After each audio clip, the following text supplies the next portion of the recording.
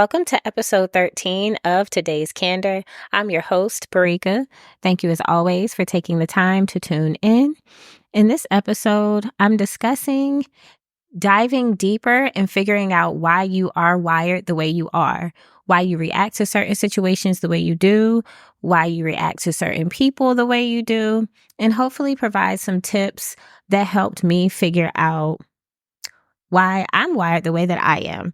So let's go ahead and dive right on in. I want you all to start off by just thinking and putting on your thinking caps, thinking about if you have already started this journey, this process of figuring out why you are the way you are. If you haven't started, have you even wondered why you are wired the way you are? So there's the thinking about it. I feel like there's definitely like thinking about and being curious about, hey, why am I this person? Why is my thought process the way it is? Why do I react the way that I do? So there's the curiosity about it. And then there's that next step of actually going further and figuring it out. And you'd be surprised. There are just so many people who have not taken that time, have taken that step, because it's not easy. Because when you actually take the time to figure out why you are who you are, that means there has to be some self-evaluation. That means you have to look in the mirror. That means you have to now sit down with your flaws and say, hey, what is all this about? Where does it even come from? And that's not easy for everyone because most people don't want to sit down and say, I don't like the way that I react to certain things, but I'm not going to admit that out loud. They may admit it to themselves. They may admit it behind closed doors, but they don't want to admit it out loud and to other people. Because of course, that would now require for you to put your ego and your pride to the side. So once again, that first step is just the curiosity, just wondering, hey, why am I this person? And then once you start to wonder and have that curiosity, take a step further. Be okay with taking that leap and saying, I want to actually figure it out. I want to do some self-evaluation. I want to figure out who I am, why I'm wired this way, especially if there are things that you are currently working on. And of course, we want to continuously grow. We want to continuously improve. But sometimes there are times where we are putting more into that, maybe than other times. So add this as something that is important for you. Because I promise you, when you start to actually sit down, sit with your thoughts, which I know is also another difficult thing, but when you start to sit within your own thoughts and by yourself in solitude and just say, let me start figuring out who I am as a person, what makes me happy, what brings me joy, what makes me cry, whether that's being upset and those sad tears or whether it's tears of joy, what makes me laugh. Start figuring these things out, but start also creating a list or thinking about the flaws that you want to work on. And of course, while none of us are perfect, we can still correct some behaviors, and maybe some behaviors we can do away with. That's possible as well. So when I started really sitting down and saying, who am I? Who is Barika? Why do I react a certain way?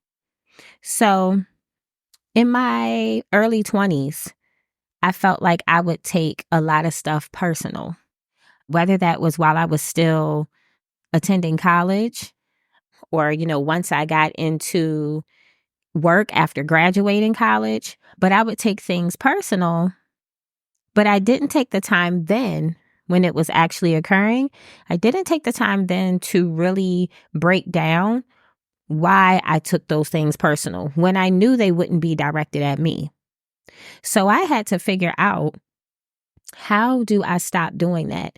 How do I have some discernment? How do I differentiate between when a person is actually directing something at me and making it personal and when they are just the way that they are acting out or reacting maybe that is just something, a battle that they are going through with themselves, something that they need to work on.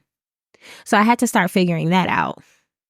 And I promise you, once I did, it it gives you it gave me a sense of freedom. It gave me a sense of, it was definitely liberating, because I no longer had to be upset when somebody had a nasty attitude.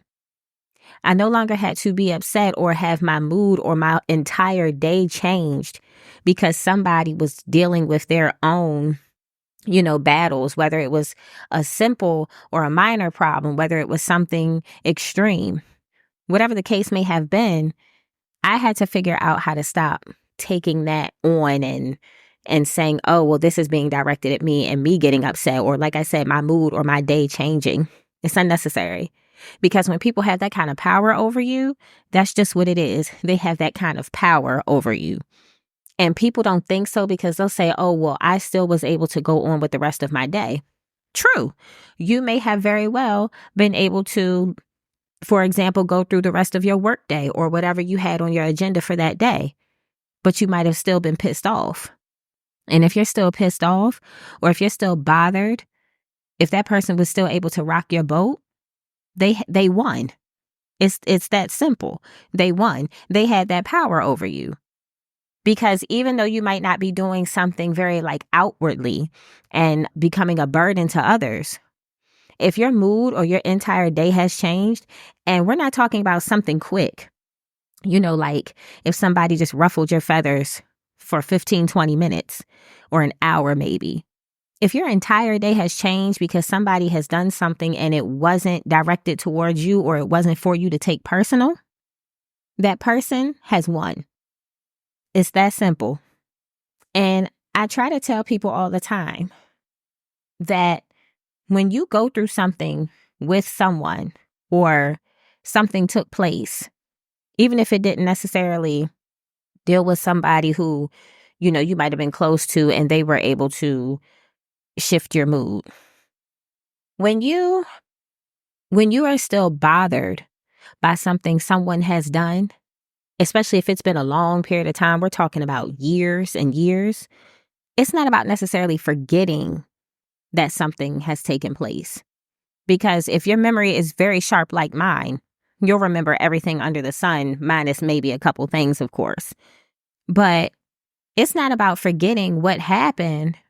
It's about being able to move on from it. Moving on from it doesn't mean that you forgot the thing or the person, the situation, the occurrence. It doesn't mean that you necessarily forgot it. There are all things, we all have things that we would like to completely delete from our memories, but it doesn't always work that way.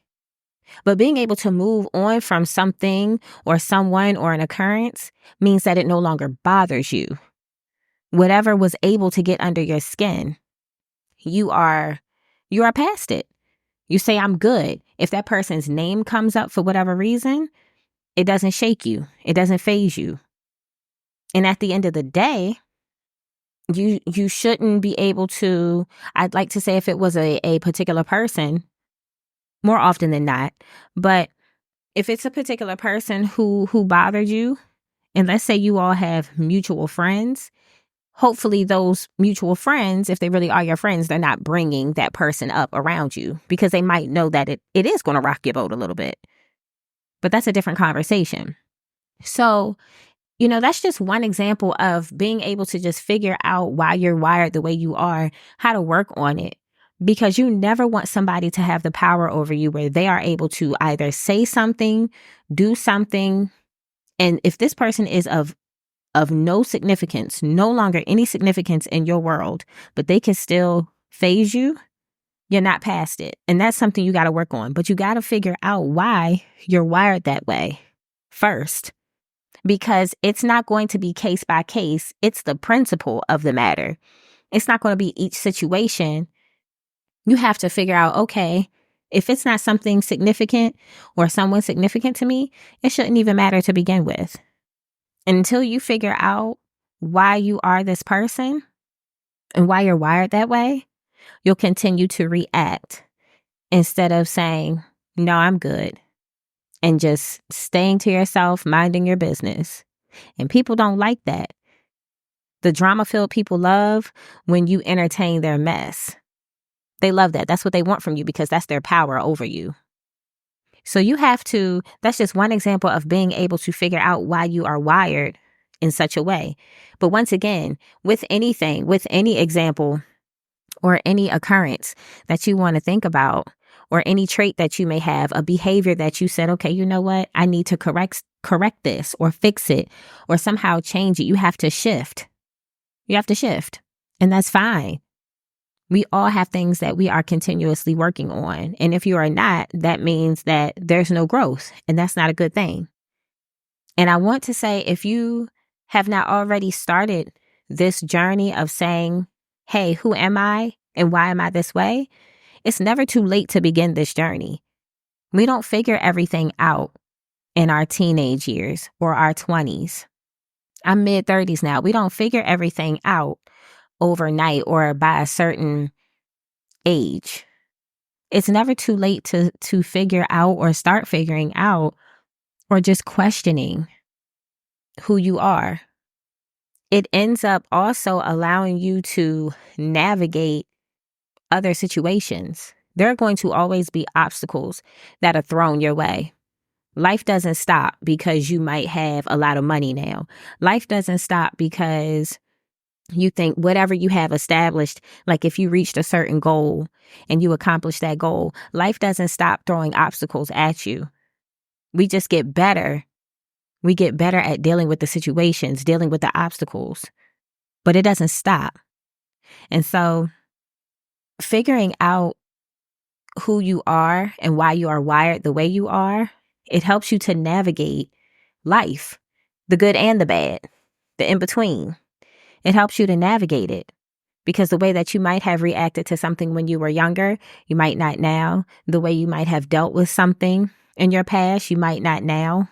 Or once you figure out, hey, who am I? Just like we do ancestry.com, and we want to trace back our roots, our family, where do we come from?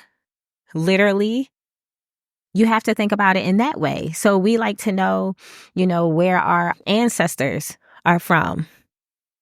We like to know that. And it's great information to have. But while we want to know, where we come from, maybe a certain ethnicity, what country did we have family in, a continent, we do these things because we like to know, okay, who are our ancestors? And that's perfectly fine. But then you have to start doing that self-discovery, that personal discovery, because that also takes you to another place. It takes you into this mindset where you can now say, okay, I might have been raised this way. My upbringing was this. And maybe how do I fix that? And what you find people doing because they don't want to do the self-evaluation, they'd rather point the finger and play the blame game. They don't want to say, okay, this was my upbringing. And while I understand, this is who raised me, whether it's parents, a different guardian, grandparents, just whoever you were raised by. And then, of course, we have other influences around us, people and things. So we have, teachers, other family members, television, music, whatever the case may be. We're shaped by these different things, but you don't get to continuously point the finger and say, oh, well, I'm this way because my mom is this way and she didn't know how to do this. You don't get to keep on doing that because at some point, this isn't about maybe what your mom or dad or grandparent or whoever raised you. This is not about what they did. You have to now wake up and be able to say, okay, yes, I learned that in my upbringing. I need to unlearn it, or I need to be able to fix it. And we see this a lot with people who don't communicate well, people who don't know how to be in relationships or friendships. We see this a lot with people who want to say, that's just the way I am. No, it's not. Yes, that might have been where you come from, who you come from. But if you want to, if you have a strong enough desire, you can fix it. But you have to want to do that work first. And once again, it's not easy because we don't like to look within ourselves and say, okay, well, this is something that I need to fix. How do I go about doing it? We would just rather blame other people who have been in our lives or whoever we have spent majority of our time with. And that's just not how it works. Yes, we have these influences, but you have to be able to say, you got to be able to own up to, your mess. That's just what it is. And once again, it is a difficult process, but all of it is not about it. It's not about it being a negative thing. Being able to dive deeper and say, who am I? It should be a positive experience. Yes, there are going to be some rough times in there, depending on where and who you come from. You might say, well, I had some difficult times growing up. Excuse me. You might say that. And you might say, well, but I want to fix these things. These are some flaws that I can do away with so that I can polish who I am. Excuse me. So understand that it's not about it being a negative experience. It should be something that is shedding light on some things that you were unaware of. And then being able to turn those things into a positive. Because once again, when you start this process, you should be able to feel that sense of freedom where you're saying, okay, I've been able to correct this particular behavior. I've seen the growth within myself. I've seen the improvement. And once you start seeing those things, once you start noticing those changes, it almost becomes addicting because you want to start doing that in the different aspects that you're working on. So let's say there are 3 things that you've pointed out that you want to work on, and you're working on them, let's just say maybe one at a time. No need to overwhelm yourself. There's no blueprint to this either. You have to do it. You have to do it the way that you see fit. You have to do it in a way that's going to help you and uplift you. It shouldn't be a negative experience. Figuring out who you are, why you're wired the way you are, it shouldn't necessarily be hurtful. There might be times in the journey that you're like, yeah, I really don't like this because I'm really seeing who I am. That's understandable. I'd like to say it's natural, but be okay with that. Be okay with that because self-evaluating is not always easy. Being able to look in the mirror, being able to practice what you preach. There's a lot of people who don't do that. They talk a good game. But they don't practice it.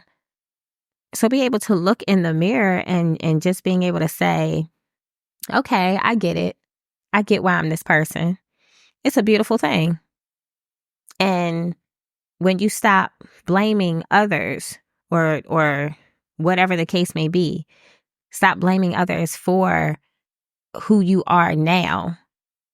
The people that you have spent most of your time with or past experiences, yes, they have some impact on you, but you have to be willing to go a step further and say, how do I improve this? How do I fix this? How do I do away with whatever it is that you are, no longer accepting of about yourself?